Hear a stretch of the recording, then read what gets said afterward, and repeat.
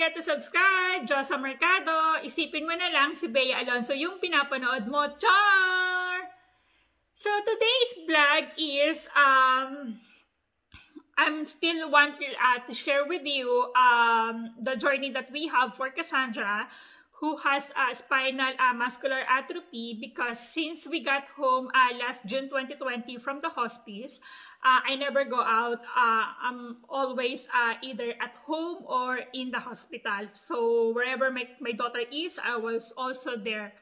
And so since then, the hospital started to do a training to us, home care nurse training, where someone is will help us to support and to care for Cassandra, and also for me to have a reliever looking after her, because it's really, I don't want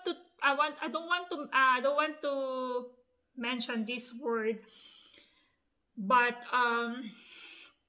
it's really tiring, especially like the 1-year-old, or until, let's say, until 18 months. It's really challenging for us looking after her, because anytime soon, especially like when she choke with her secretion, in just one dot, like she can die.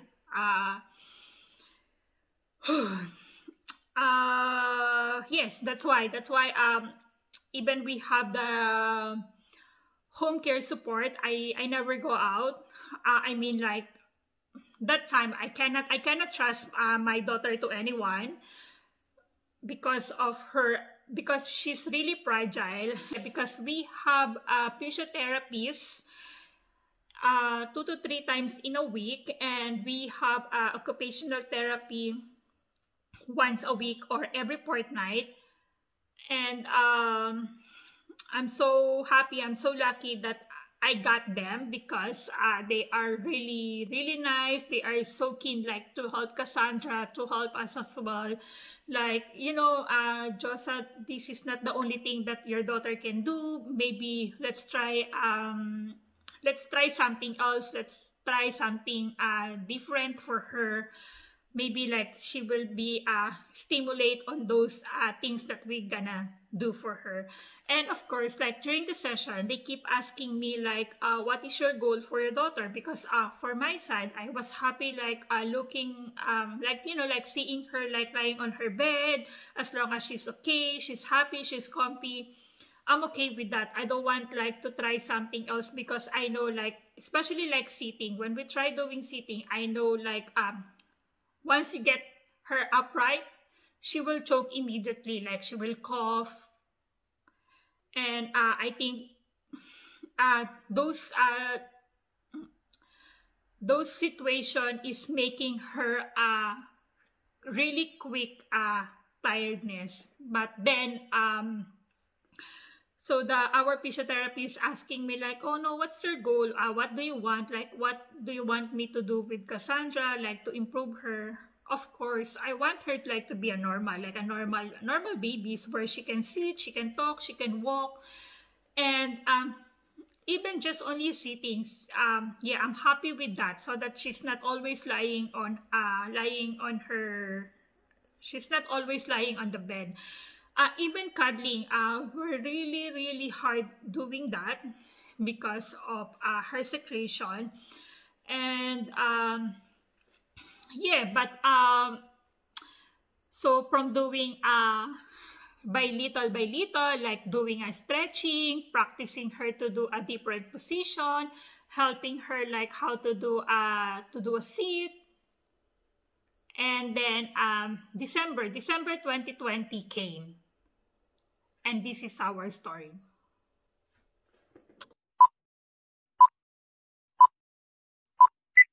Finally, December 2020, we have equipment trial for a corner chair to help her sit upright, where her body is well supported.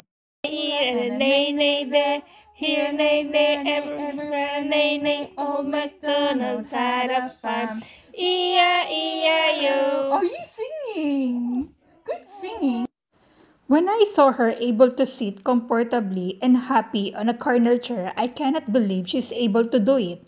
I got teary eyes that moment because in my mind, sitting upright is nearly impossible to achieve for Cassandra, and thinking she will be forever lying down on her bed. But once again, she proved us that she can. Oh, she's just happy that she's sitting. At the same time, we had her prom trial that can be customized according to her needs, such as adjustable headrest, armrest, and tilt position. This is what they called a wonder seat.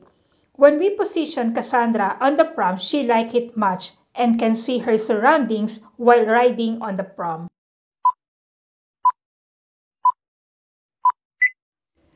We're happy to celebrate Christmas and New Year at home, away from the hospital.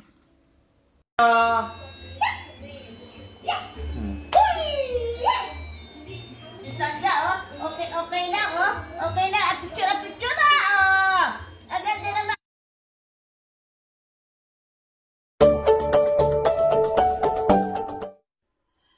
And January 2021, she had another Spinraza lumbar puncture. So this is the empty box. This is the empty box of Spinraza. So without this one, her body will become weak and weaker until, yes. That's why I'm always fighting for this, because this is the only medicine, or this is the only treatment that she can have for her to live longer, for her to be more stronger.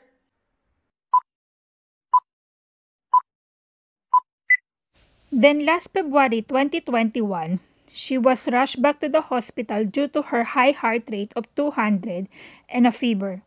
Everyone thought she might not survive because she was so weak, as they have found out that she had caught RSV, respiratory syncytial virus, worst virus ever. We stayed in the hospital for a month. Then we went home.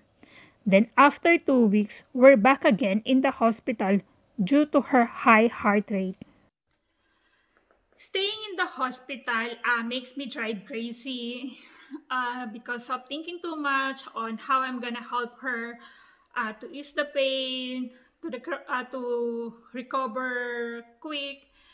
So when we were in the hospital, I want to find a way to divert my attention. I want to find a way to be productive, and that's the time I started doing vlogging. And of course, to be honest, I want my video, not my video, but I want a CJ story to get viral until it will reach out this company of soldiers, this company of Spinraza or Nursen, so that they will help us to support her, and no more argument of this.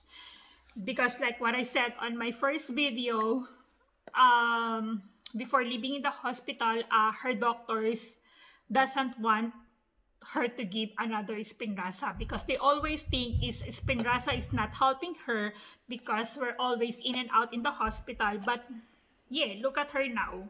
So that's I'm always telling them, without this one, without the Spinraza, her body will get weak and weaker, and we don't have any option, we don't have any treatment to help her, just only this one. So that's why I'm always fighting for this. So for that month of staying in the hospital, if you are my follower since day one, you will see like most of my video are taken from the hospital.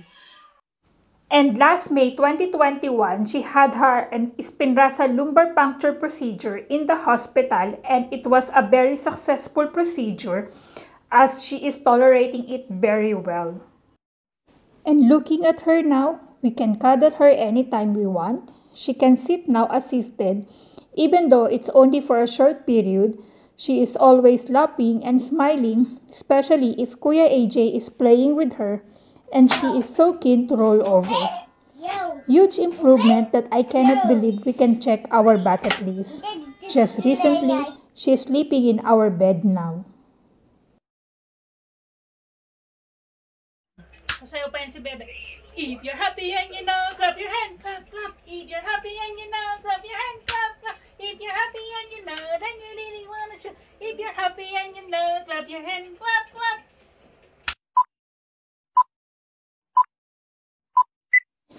June 2021, our occupational therapist suggested us to try doing car seat for Cassandra so that we won't rely on non-urgent patient transport every time we had an appointment in the hospital. At first, we are so nervous as she may not tolerating sitting in the car seat for long period. But after a few car trips, we slowly getting confident to bring Cassandra with us to do shopping and have a family time together outside our house, which we are not able to do since she had her stroke more than a year ago, last February 2020. So another bucket list to check to us. Tulungan mo ulit.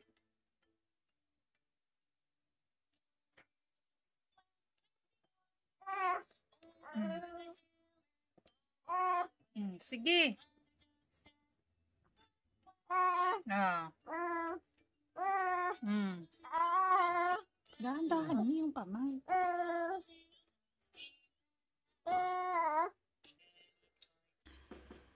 God is so good. God is with us. God answered our prayers, and every night we're always praying rosary to thank Him for all the blessings that we receive, for all the support that we get, and of course, I'm so thankful for having a supportive therapies, home care nurse, family support, and of course to my family and friends who's always including Cassandra to their prayers. It's really means a lot to us, and of course uh, never give up to your kids. Learn their condition and always put faith in God and hope. And of course, love your kids unconditionally. Look at her now. Yes, I'm always telling them like we always give our 100% of love, care, support, and of course, we want her like to be comfortable as much as possible. And so I think that's the thing. Like that's why she's still with us. So thank you guys for watching my video, and I hope you guys inspired our story. But of course, always put faith in God. Thank you.